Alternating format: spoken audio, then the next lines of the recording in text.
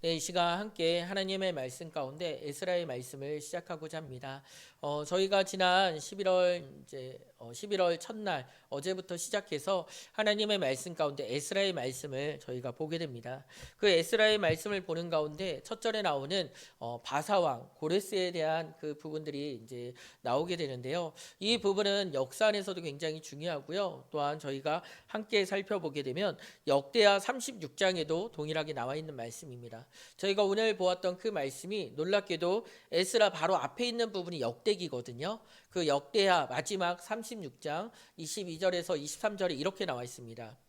바사의 고레스 왕 원년에 여호와께서 예레미야 입으로 하신 말씀을 이루시려고 여호와께서 바사의 고레스 왕의 마음을 감동시키심에 그가 온 나라에 공포도 하고 조서도 내려 이르되 바사 왕 고레스가 이같이 말하노니 하늘의 신 여호와께서 세상의 만국을 내게 주셨고 나에게 명령하여 유다 예루살렘의 성전을 건축하라 하셨나니 너희 중에 그의 백성된 자는 다 올라갈지어다 너희 하나님 여호와께서 함께하시기를 원하노라 하였더라. 아멘. 이 부분이 좀 놀랍지 않나요? 저는 사실 역대기의 말씀을 읽고 에스라의 말씀을 보면 마치 역대기 마지막 부분에 있었던 그 본문이 똑같이 컨트롤 C, 컨트롤 V 해가지고 붙여넣기처럼 에스라 가장 앞부분에 1절부터 4절에 이렇게 나와 있는 것을 보게 됩니다. 이 부분은 더 놀랄 수밖에 없는 것이 역대기는 아담으로부터 시작해서 이스라엘의 시드기야까지 남유다의 왕들에게 기록되어 있습니다. 그리고 포로로 끌려갔던 자들이 다시 돌아오게 될 것이다라는 그 회복의 메시지가 담겨져 있는데요. 놀랍게도 모든 부분들은 아담으로부터 시작해서 누구로 끝나나요? 계속해서 그 유대의 족보가 이어져 가고 유대의 왕들이 기록되는데 역대기 마지막 부분에는 놀랍게도 이스라엘의 왕이 아닌 바사, 저희가 잘 알고 있는 표현으로는 페르시아입니다. 애굽을 이집트라고 이렇게 표현하는 것처럼 바사, 페르시아인데요. 그 페르시아 왕 고레스가 역대기 가장 마지막 왕으로 기록되어 있는데 놀랍게도 그는 어떻게 할까요? 성전을 회복시키기 위하여 하나님께서 그를 세우시는 가운데 그를 통하여 이스라엘을 돌려보내는 그 역사를 진행하게 됩니다. 그래서 성경에서는 유다 백성이 바벨론 포로로 끌려갔을 때 그들을 해방시켜서 돌려보낼 뿐만 아니라 하나님의 말씀 가운데 성전을 건축하도록 독려하고 또한 그 부분에 성전 기물까지 돌려주는 그런 일들이 이 고레스 왕을 통해서 일어나게 됩니다. 근데 이 고레스 왕이 갑자기 뜬금없이 등장한 것보다는 다니엘을 통해서 다니엘서에서도 실제적인 그의 등장이 나타나지만 이미 하나님께서는 그 시대보다 훨씬 이전에 말씀을 준비하셨다라는 것이죠. 그래서 그 가운데 이사야를 통하여 고레스 왕에 대해서 암시하고 있는 그런 내용들을 저희가 볼 수 있습니다. 또한 그뿐만 아니라 고레스를 통하여 이스라엘 백성들이 돌아와 성전을 다시 세운다라는 것은 이미 예레미야서를 통하여 예언된 말씀이기도 합니다. 우리 예레미야 25장 12절에서 13절의 말씀을 같이 한번 볼 수 있기를 소망합니다. 우리 예레미야 25장 12절에서 13절 말씀입니다. 한번 같이 읽어보도록 하겠습니다. 시작.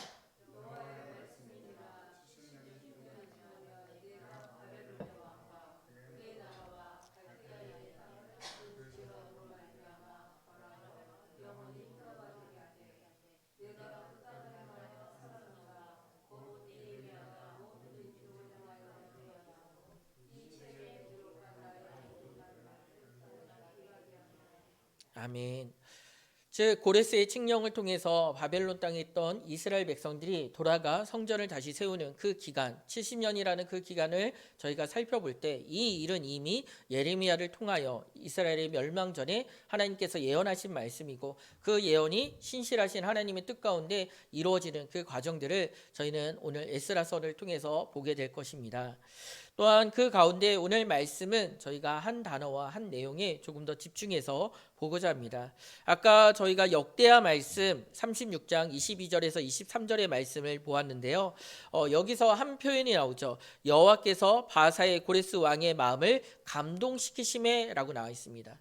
또한 이 내용이 오늘 읽었던 본문 에스라서 1장 에도 동일하게 나와 있는데요. 다시 한번 제가 그 에스라서 1장의 말씀을 읽어드리면 1장 후반부에 바사 왕 고레스의 마음을 감동시키심에라고 나와 있습니다.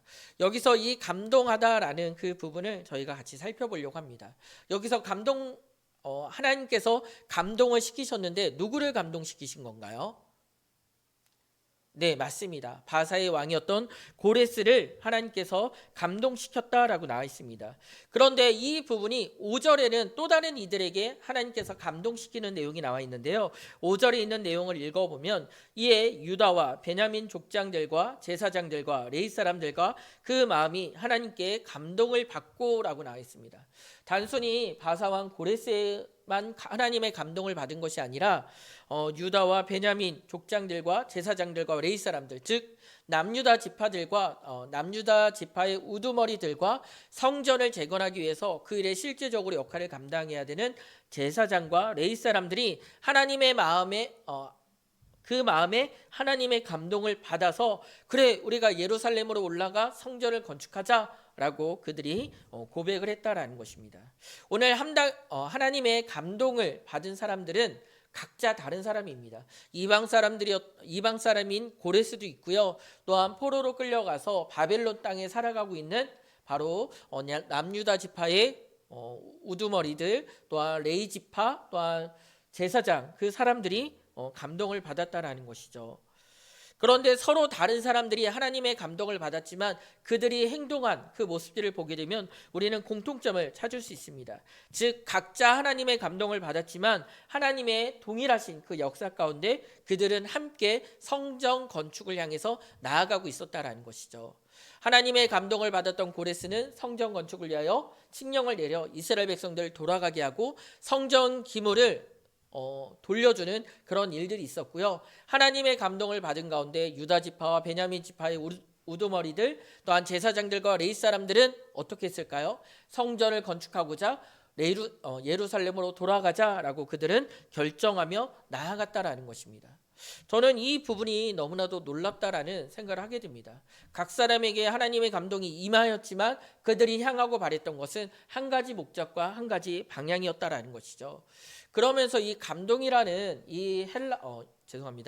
감동이라는 이 히브리 단어를 저희가 살펴보게 되면 여러 가지 뜻들이 있습니다. 그래서 저희가 똑같은 우르라는 그 단어가 쓰여졌지만 이 에스라서나 역대하 36장에서는 감동이라고 표현되어 있고요.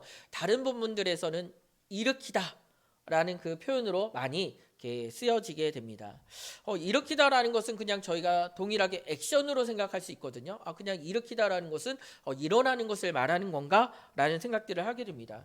근데 이 부분은 저희가 좀 생각해 봐야 되는데요. 단순하게 그냥 똑같은 모습이 아니라는 거죠. 그러니까 이 감동이라는 하나님의 감동을 받은 자들이 성전을 건축하는 한 모습 한 방향으로 나타났다라고 해서 그냥 단순한 이구동성 그냥 단순히 액션으로 함께 일어났다라는 것이 아니라 이 부분을 조금 더 저희가 구체적으로 살펴봐야 될 것입니다. 저희가 몸이라는 신체 기관이 있습니다. 이 신체 기관을 통해서 우리가 걸어가려고 하죠. 걸어가려고 할 때 어떨까요? 눈은 시선을 우리가 걸어가려고 하는 방향이나 때로는 우리가 안전하게 걸을 수 있는지 주변의 장애물을 살펴보겠죠. 우리는 손은 균형을 잡기 위해서 그 역할을 할 것이고 발은 힘있게 한 걸음 한 걸음 내디딜 것입니다. 또한 그 충격에 대비하기 위하여 뇌는 각 기관의 그 신경 안 그럼 이런 부분들을 준비하겠죠. 그래서 내가 달려갈 방향, 내가 달려갈 곳 그 부분을 위하여 온몸을 다하여 달려갈 수 있도록 걸음들을 이렇게 이끌 것입니다. 우리는 이 부분에서 일으키다라는 거, 이 부분은 단순히 그냥 몸이 일어났다, 그냥 똑같은 모습으로 일어났다라는 것이 아니라 어떤 목적과 뜻을 갖고 동일한 방향을 향하여 함께 나아가기 위한 일어난다라는 것이죠. 제가 예전은 아니고요, 지금도 2년에 한 번씩 응급 이제 적십자에서 행하는 그런 부분들을 또 이렇게 교육을 받기도 합니다. 어떤 상황이 생길지 모르니까 심폐소생술이나 안 그러면 쓰러져 있는 사람이 있을 때 어떤 행동을 하라고 배워요. 근데 한 3번 정도 이렇게 배우게 되니까 이제 좀 그래도 각인된 부분이 있거든요. 그래서 갔을 때 심폐소생하는 부분 어떻게 가슴, 명치 위에 해야 되는 이런 부분들도 저희가 배울 수 잘 기억하고 있는데 중요한 행동들이 있습니다. 어떤 사람이 쓰러져 있어요. 쓰러져 있으면 그것을 발견하는 사람이 먼저 가서 심폐소생술을 할 때 무엇을 요청하게 될까요? 주변에 있는 사람에게 여기 안경 쓰신 분 지금 119에 전화해 주세요. 여기 학생 주변에 심폐에 제세동기가 있는지 확인해서 가져다 주세요. 이런 부분들이 있습니다. 지금 각자는 다 역할이 달라요. 한 사람은 심폐소생을 하는 부분이고요. 한 사람은 119에 통화해서 지금 이곳이 어딘지 그리고 상황이 어떤지 설명하는 부분이 있습니다. 또한 다른 사람은 그 제세동지를 찾기 위해서 주변에 찾는 그런 부분들이 있죠. 지금 각자의 역할은 다른 모습입니다. 그런데 똑같은 것은 무엇일까요? 이 사람을 살리기 위해서 함께 움직이고 있다라는 것이죠. 우리는 하나님의 감동을 받은 자들, 일으키다라는 그 표현을 통하여 어떤 액션이나 어떤 모습을 생각할 수도 있지만 우리는 분명한 것은 하나님의 뜻을 이루기 위하여 함께 일어난다라는 것입니다. 그리고 그 일어난 가운데 하나님의 뜻을 이루기 위하여 합력하여 힘써 나아간다라는 그런 모습이죠. 제가 지난주에 이제 광고 드린 대로 가을 말씀 축제를 이제 하고 갔습니다. 여기 보면 하음이 빼곤 다 있어요. 하음이는 이때 다른 데 숨어 있어가지고 사진을 못 찍었는데요. 그리고 저는 어디 있을까요? 이 사진을 찍고 있었습니다. 네, 여기에 사진 보면 저희 어제 아이들이 즐겁게 기쁘게 한 부분인데요. 사실 여러 교회에서 모였습니다. 총 9개의 교회. 실제로는 경기선호에 더 많은 교회와 주일학교가 있지만 상황이 허락되는 교회 9교회가 모여서 함께 말씀 축제를 진행하며 나아갔는데요. 이 가운데 각자의 역할들이 너무나도 많았습니다.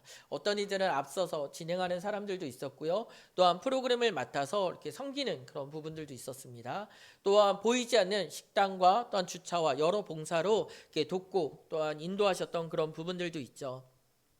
아이들은 신나게 참여했던 부분이지만 또한 그 가운데 질서를 통해서 여러 코너, 여러 활동들을 했던 것을 보게 됩니다. 제가 이 말씀, 이 그림을 드리는 이유는 무엇일까요?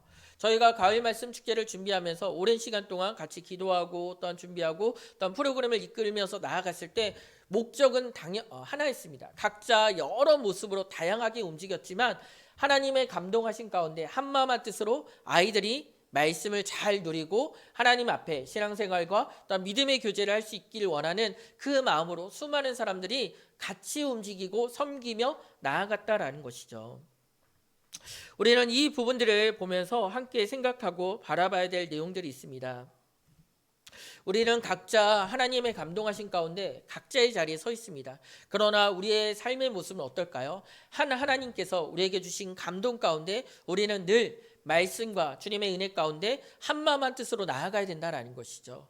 다른 모습이 아니라 우리가 하나님 안에서 교회가 하나님의 몸된 지체라는 것을 우리가 알고 있다라고 한다면 적어도 우리는 하나님의 뜻을 바라보면서 함께 섬겨야 되는 부분이 있습니다. 선교로 나아가신 부분들도 있고요. 또한 이 땅 가운데서 예배자로 서가는 부분들도 있고요. 또한 각자 직장과 또한 가정과 삶의 현장 가운데 있지만 우리가 하나님의 감동을 받은 자라고 한다면 우리는 그 감동 안에서 한마음 한뜻으로 어디서든 하나님의 뜻을 이루기 위하여 각자의 역할에 충실되이 나아가야 된다는 것. 우리는 이 사실을 잊지 말고 기억을 해야 될 것입니다. 그러면서 우리는 이 감동이라는 단어, 우리의 또 다른 표현이 많이 쓰였던 표현이 이 스가랴 4장 1절에 나와 있는데요. 한번 같이 읽어보도록 하겠습니다. 스가랴 4장 1절의 말씀입니다. 우리 같이 한번 읽어보도록 하겠습니다. 시작.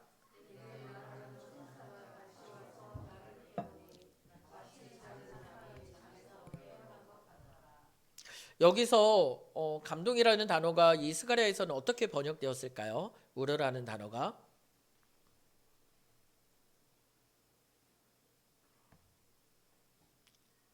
놀랍게도 반복되는 표현으로 나오는데요. 깨우니, 깨어난 이 부분이 다 저희가 동일한 단어인데 오늘 읽었던 에스라에서는 감동시키니라고 이렇게 번역되어 있는 부분입니다. 즉 이 단어가 또 다른 본문에서는 뭐로 표현되냐면 깨우다, 깨다 라는 그 표현으로 쓰인다라는 것이죠. 근데 이 부분은 잠재적인 전제 조건이 있습니다. 그것은 무엇이냐면 잠들어 있는 자를 깨운다라는 것이죠. 잠들어 있다라는 것은 어떤 의미를 담고 있을까요? 성경에 보면 잠들다라는 것은 이제 죽음과 연관해서 많이 표현되어 있습니다. 그 잠들어 있는 자를 깨운다라는 것은 무엇일까요? 우리는 아마 매일매일 잠들기 때문에 이 단어의 의미를 조금 더 곱씹어 보면 어떤 의미인지 알 것입니다. 저희는 잠들 때 어떤 상태죠? 몸은 움직이지 않고 있습니다. 그런데 깊이 잠들게 되면 누가 흔들어도 깨울 수 없는 그 깊은 잠에 빠지면 마치 죽은 자와 같이 어떤 부분일까요? 자기 의지로 이렇게 움직이거나 그러지 않는다라는 것이죠. 그러니까 이 얘기를 조금 더 생각해 보면 실제 우리는 잠들었을 때 깊은 잠에 빠졌을 때 꿈을 꾸는데 그 꿈은 현실이 아니라는 것입니다. 가상의 세계라는 것이죠.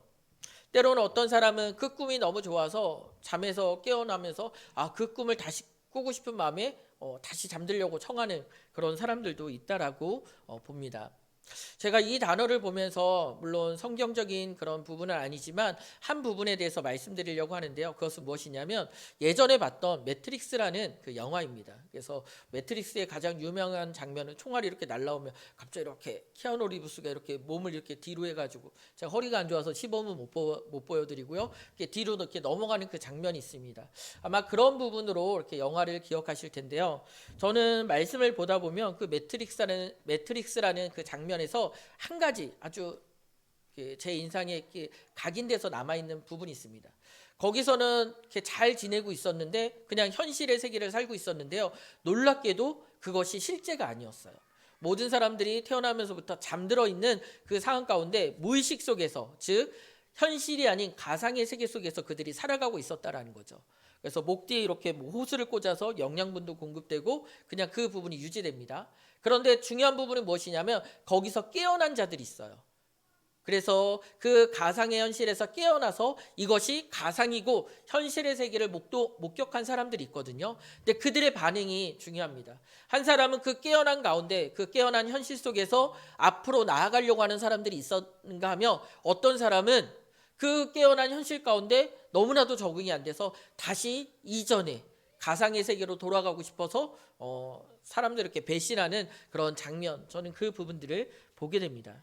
여기서 중요한 부분은 무엇일까요? 그 세계 안에서는 잠들어 있는 자와 깨어 있는 자로 나뉘게 된다라는 것이죠. 우리는 바벨론 포로기에 이스라엘 백성들이 돌아왔던 그 현실을 한 번 더 생각해 봐야 될 것입니다. 70년이라는 시간은 적지 않은 시간입니다. 70년이라는 시간 동안 어떤 시간들을 보내게 되었을까요?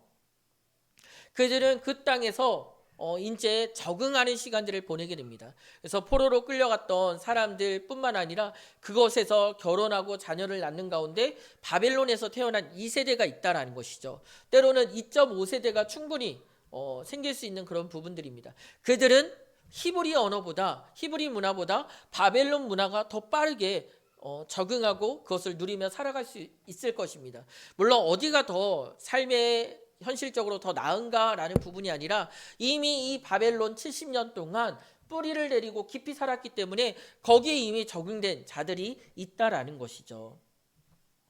그들에게는 지금 다시 예루살렘으로 돌아간다라는 것은 무엇일까요? 자신의 70년 터전을 다 포기하고 돌아가야 된다라는 것. 그 상황에 있다라는 것이죠. 내가 이 땅에서 이미 오랜 시간 동안 누리고 또한 쌓은 것이 있는데 이것을 다 내려놓고 가야 된다? 그것은 정말 쉽지 않을 것입니다.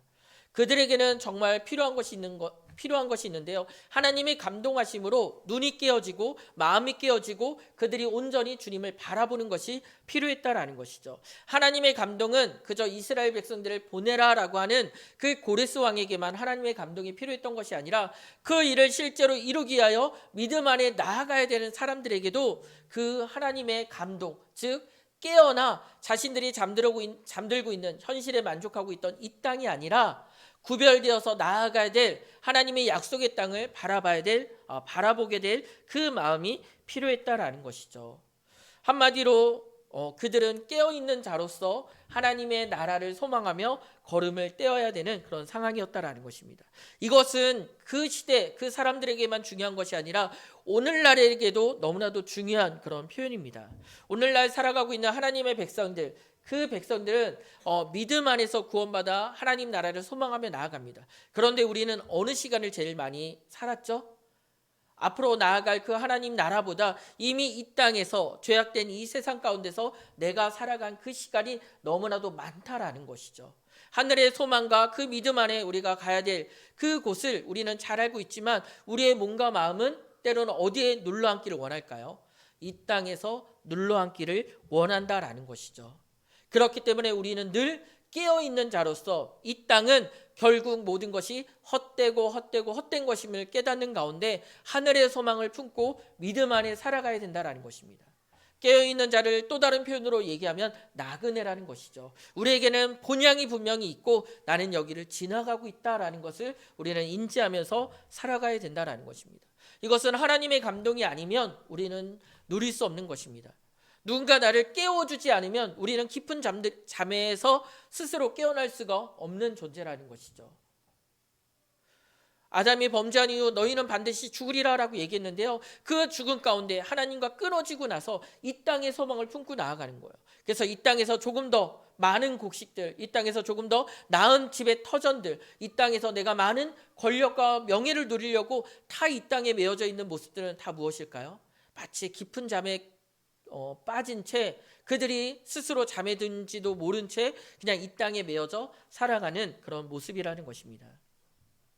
우리는 다시 한번 말씀드리지만 그러면 우리는 어떻게 온전히 깨어져 하나님의 감동하신 가운데 하늘의 소망을 품고 믿음 안에 살아갈 수 있을까라는 부분은 우린 디모데후서 3장 16절의 말씀을 볼 때 알 수 있습니다. 우리 함께 읽어보기를 원합니다. 디모데후서 3장 16절의 말씀입니다. 함께 읽도록 하겠습니다. 시작.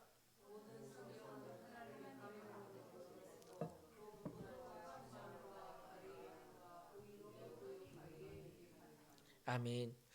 하나님께서 바사왕 고레스에게도 말씀하실 때 이미 이사야를 통하여 예레미야를 통하여 하나님의 말씀 가운데 예언된 그 일들이 이루어진 부분들입니다. 그리고 그도 하나님의 말씀 가운데 이 일들을 깨닫고 나아가고 실천했던 부분들이죠. 유다 지파와 베냐민 지파 또한 제사장과 레위 사람들도 마찬가지였습니다. 하나님의 말씀하신 가운데 있었다라는 것이죠. 오늘 감동이라는 동일한 단어이지만 디모데후서는 헬라어로 쓰여졌기 때문에 단어적인 부분은 좀 다를 수 있습니다. 그러나 분명한 맥락은 무엇일까요? 그것은 모든 성경이 하나님의 감동으로 되었다라는 것입니다. 이 하나님의 말씀을 통하여 우리는 어떻게 될까요? 우리는 늘 잠들어 있으나 그 말씀을 통하여 우리는 깨어나게 된다라는 것이죠. 그래서 세상 가운데 우리의 마음과 우리의 생각이 빠질 때 하나님의 말씀을 통하여 우리는 어떻게 될까요? 그 말씀 안에서 우리는 나그네 있구나. 내가 항상 깨어 있으라라고 말씀하신 것처럼 내가 깨어있는 가운데 하나님의 말씀 가운데 주님 앞에 서기 위하여 애써야 되는 존재이구나. 이 땅에 있는 것은 비록 우리에게 많은 유익을 주는 것 같으나 그것은 나에게 영원이라는 것을 줄 수 없구나. 우리는 결국 죽음을 향하여 나아가고 있구나. 우리는 결국 헛된 것이 아니라 하늘의 영원한 소망을 품고 믿음 안에 살아가고 있는 자라는 것을 우리는 말씀을 통하여 늘 깨달아야 된다라는 것이죠. 우리가 매일 성경을 통하여 말씀을 묵상하는 가운데 물론 저희가 11월호가 새로 주어졌으니까 다시 한번 도전을 드리면 이 말씀을 저희가 누리고 깨닫는 가운데 필요한 것은 무엇일까요? 하나님의 감동하심을 통하여 내 삶 가운데 현실이라고 생각했던 것이 결국 현실이 아니라는 것을 깨달아야 된다는 것이죠. 때로는 자녀의 문제 또한 직장의 문제 여러 가지 고민들이 있지만 이것은 결국 언젠가는 다 사라질 것입니다. 이것이 우리에게 참된 현실이 아니라는 것이죠. 우리에게 참된 현실은 무엇일까요? 죄와 사망의 그늘 아래 놓여있던 우리가 하나님의 구원하신 가운데 영원한 생명으로 하나님의 백성으로 살아가고 있다는 그 사실입니다. 그것이 나에게 참된 소망이 되기 위해서는 그 말씀을 품는 가운데 하나님의 감동으로 우리는 실천하고 한 걸음 한 걸음 나아가야 된다는 것이죠.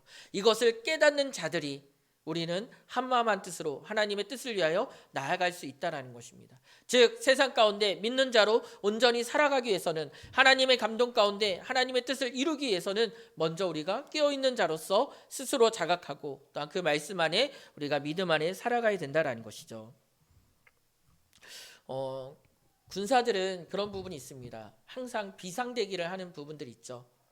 자고 있지만, 때로는 일상생활 가운데 있지만 언제든지 자신의 역할을 감당하기 위하여 비상근무, 그 역할을 하는 부분들이 있습니다. 우리는 이러한 부분으로 이 땅 가운데 살아가야 될 것입니다. 이 땅 가운데 때로는 불안한 현실, 여러 가지 부분들이 있지만 중요한 부분은 항상 하나님 나라의 군대, 하나님 나라의 군사로서 비상근무한다라는 마음으로 우리는 담대하게 주님을 의지하며 말씀 안에 깨어 주님 앞에 살아가야 된다라는 것이죠. 오늘 말씀을 이제 맺으려고 합니다. 우리는 이 땅 가운데 하나님을 알기 전 모습이 어떠했는지 생각해 보기를 원합니다. 하나님을 알기 전에 우리의 전부는 무엇이었을까요? 이 땅이었습니다. 이 땅이 전부였습니다. 이 땅밖에 없었다라는 것이죠. 그러나 하나님을 알고 나서, 또한 믿고 나서, 또한 그 믿음 안에 우리에게 하늘의 소망을 품게 되었을 때 우리는 어떤 모습을 살아가고 있나요? 이 땅이 아닌 하늘의 소망을 바라보고 믿음 안에 살아가고 있다라는 것이죠. 믿음은 무엇일까요? 바라는 것들의 실상이라고 말했습니다. 우리 눈에 보이지 않는 것 같지만 우리 바라는 것의 그 실상이 믿음 안에서 구현되고 나타낸다라는 것이죠. 그래서 우리는 늘 이 땅 가운데서 잠든 자가 아닌 깨어있는 자로 살아갈 수 있기를 소망합니다. 그 일을 위하여 하나님의 감동으로 또한 주의 말씀 가운데 오늘도 깨어 있어서 하나님의 은혜 가운데 쓰임받았던 고레스와 같이 예루살렘 성전을 세우기 위하여 자신의 모든 것을 내려놓고 다시 예루살렘으로 돌아가 하나님의 뜻에 순종한 이스라엘 백성들과 같이 오늘도 이 땅 가운데서 이 땅에 우리의 마음을 품는 것이 아니라 하늘의 소망을 마음에 품고 담대히 주님 앞에 설 수 있는 하나님의 백성으로 나아가기를 시간 함께 기도 올리도록 하겠습니다. 함께 기도 올리도록 하겠습니다.